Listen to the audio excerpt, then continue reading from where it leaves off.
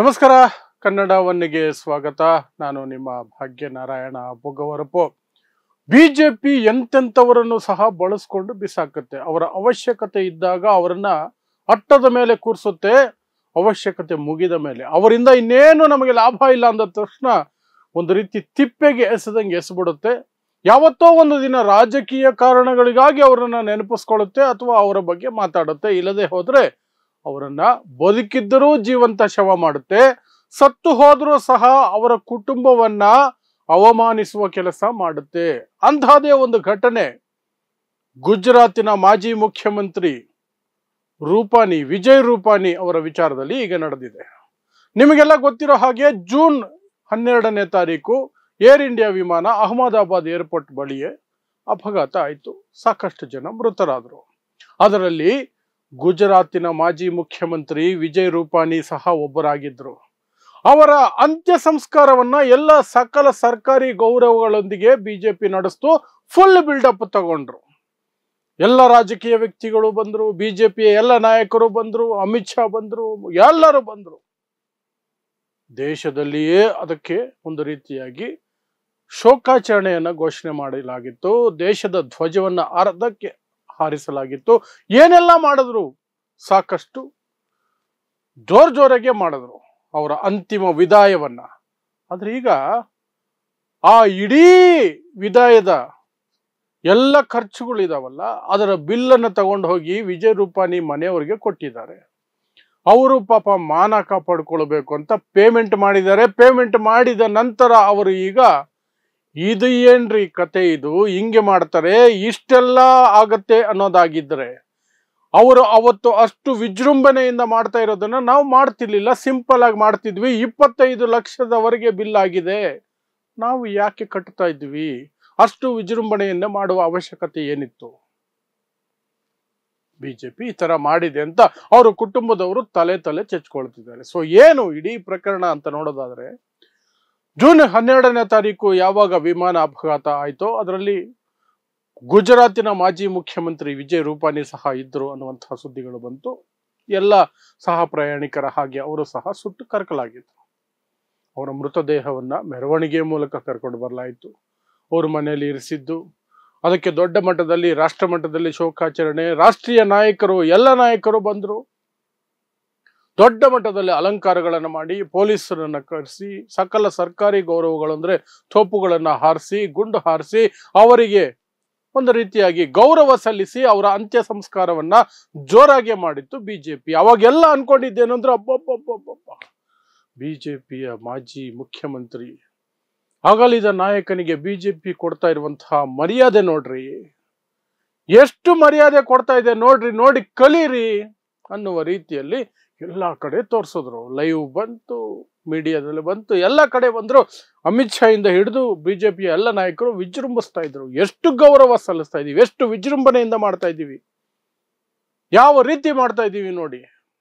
ಅವರಿಗೆ ಅಂತಿಮ ವಿದಾಯವನ್ನ, ಅವರು ನಮ್ಮ ಪಕ್ಷಕ್ಕೆ ಸಲ್ಲಿಸಿರುವ ಸೇವೆಯನ್ನ ಸ್ಮರಿಸಿಕೊಂಡು ಎಷ್ಟು ಚೆನ್ನಾಗಿ ಮಾಡಿ ಕಳಿಸ್ತಾ ಇದ್ದೀವಿ. ದುಃಖ ಇದೆ, ಆದರೂ ಸಹ ಅವರಿಗೆ ಸಲ್ಲಿಸಬೇಕಾದಂತಹ ಗೌರವಗಳಲ್ಲಿ ಏನೂ ಕಡಿಮೆ ಮಾಡ್ತಿಲ್ಲ, ಅದ್ದೂರಿಯಾಗಿ ಮಾಡ್ತಿದ್ದೀವಿ ಅಂತ ತೋರಿಸಿದ್ರು.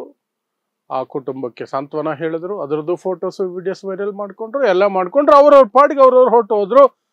ಅದಾಗಿ 3 ತಿಂಗಳಾಗ್ತಾ ಬಂದರೂ ಸಹ ಆ ಎಲ್ಲ ಸಿದ್ಧತೆಗಳು, ಖರ್ಚು, ಹೂವಿಂದು, ಪೆಂಡಾಲ್ದು, ಇನ್ಯಾವ್ದ್ಯಾವ್ದೋ ಖರ್ಚುಗಳು ಬಂದಿತ್ತಲ್ಲ, ಯಾವುದರದ್ದು ಸಹ ಬಿಲ್ಲು ಗುಜರಾತ್ ಬಿಜೆಪಿ ಪೇಮೆಂಟ್ ಮಾಡಿರ್ಲಿಲ್ಲ. ಅದರ ವ್ಯವಸ್ಥೆ ಮಾಡಿದಂಥವ್ರು ಅವರು ಇರ್ತಾರಲ್ಲ, ಪೆಂಡಾಲ್ ಅವರೆಲ್ಲ ಹೋಗಿ ಗುಜರಾತ್ ಗೌರ್ಮೆಂಟ್ಗೆ ಬಿಲ್ ಕೊಟ್ಟಿದ್ದಾರೆ, ಕೇಳಿದ್ದಾರೆ. ಗುಜರಾತ್ ಗೌರ್ಮೆಂಟ್ ಹೇಳ್ತು, ಇದಕ್ಕೂ ನಮಗೇನಪ್ಪ ಸಂಬಂಧ? ಸತ್ತೋಗಿದ್ದ ಅವ್ರ ಮನೆಯಲ್ಲಿ, ಕಾರ್ಯಕ್ರಮ ನಡೆದಿದ್ದ ಅವ್ರ ಮನೆಯಲ್ಲಿ ಆ ಕುಟುಂಬದ ಹತ್ರ ದುಡ್ಡು ತಗೊಳ್ರಯ್ಯ, ನಮ್ಮ ಹತ್ರ ಯಾಕೆ ಬಂದು ಕೇಳ್ತಾ ಇದ್ದೀರಿ ಅಂತ ಹೇಳ್ಬಿಟ್ರು. ಅವ್ರೇನ್ ಮಾಡ್ತಾರೆ, ಹೋದ್ರು ಆ ಕುಟುಂಬದ ಬಳಿ. ಮೇಡಮ್, ಇದ್ರ ಬಿಲ್ ಪೇ ಆಗಿಲ್ಲ ಅಂತ ಅವ್ರ ಹೆಂಡತಿ ಹತ್ರನೇ ಹೋಗಿದ್ದಾರೆ. ಹೆಂಡತಿ ಮಗ ನೊಂದ್ಕೊಂಡಿದ್ದಾರೆ. ನೋಡಿ, 20 ರಿಂದ 25 ಲಕ್ಷದವರೆಗೆ ಎಲ್ಲವೂ ಬೇರೆ ಬೇರೆ ಬೇರೆ ರೀತಿಯಾದಂತಹ ಖರ್ಚುಗಳು ಬಂದಿದ್ದಾವೆ. ಮಾನ ಉಳಿಸ್ಕೋಬೇಕಲ್ಲ. ತಮ್ಮ ಮನೆಯ ಸದಸ್ಯನ ಅಂತಿಮ ಸಂಸ್ಕಾರವೂ ಸಹ ಸಾಲವಾಗಿ ಉಳಿಬಾರ್ದಲ್ಲ.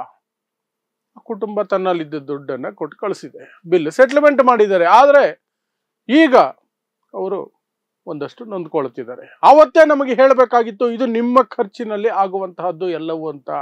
ನಾವು ನಮ್ಮ ಇತಿಮಿತಿಯಲ್ಲಿ ನಾವು ಅದನ್ನ ಕಾರ್ಯಕ್ರಮವನ್ನ ಮುಗಿಸ್ಕೊಳ್ತಿದ್ವಿ. ಆದ್ರೆ ಅವರೇ ಬಂದ್ರು, ಅವರೇ ಎಲ್ಲ ಏರ್ಪೋರ್ಟ್ಗಳು ಮಾಡಿದ್ರು, ಎಲ್ಲ ಆರ್ಡರ್ಗಳನ್ನು ಅವರೇ ಮಾಡಿದ್ರು, ಹೂವು ಆರ್ಡರ್ ಅವರೇ ಮಾಡಿದ್ರು, ಪೆಂಡಲ್ ಆರ್ಡರ್ ಅವರೇ ಮಾಡಿದ್ರು, ವಾದ್ಯ ವಾಹನ ಎಲ್ಲ ಅವ್ರ ಕಡೆಯಿಂದಾನೇ ಬಂತು. ಕೊನೆಗೆ ಬಿಲ್ಲು ನಮಗೆ ತಂದು ಕೊಟ್ಟಿದ್ದಾರೆ.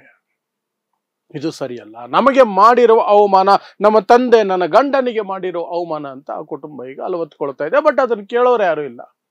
ಮತ್ತೆ ಆ ರೀತಿ ಮಾಡಿದೆ ಬಿಜೆಪಿ, ಗುಜರಾತ್ ಬಿಜೆಪಿ ಆ ರೀತಿ ಮಾಡಿದೆ ಅಂತ ಜಗತ್ತಿಗೆ ಹೇಳುವವರು ಯಾರು ಇಲ್ಲ. ಯಾಕಂದ್ರೆ ಮೇನ್ ಸ್ಟ್ರೀಮ್ ಮೀಡಿಯಾ ನಿಮಗೆ ಗೊತ್ತಿದೆ.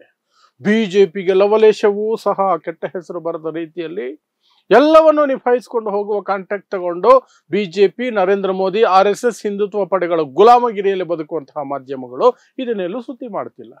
ಹಾಗಾಗಿ ಯಾರಿಗೂ ಗೊತ್ತಾಗ್ತಿಲ್ಲ ಎಂಥ ದ್ರೋಹ, ಹೇಗೆ ಬಳಸ್ಕೊಂಡು ತಮ್ಮದೇ ನಾಯಕನ ಅಂತ್ಯ ಸಂಸ್ಕಾರದಲ್ಲಿಯೂ ಸಹ ದ್ರೋಹ ಬಗೆಯುತ್ತೆ ಬಿಜೆಪಿ, ದ್ರೋಹ ಬಗೆಯುತ್ತೆ ಅಂತ. ಬದುಕಿರೋರಿಗೆ ಎಂತಹ ದ್ರೋಹಗಳನ್ನು ಮಾಡ್ತಿದ್ದಾರೆ. ಅದ್ವಾನಿನ ನೋಡಿ ನೀವು ಎಷ್ಟು ದಿನ ಆಯ್ತು?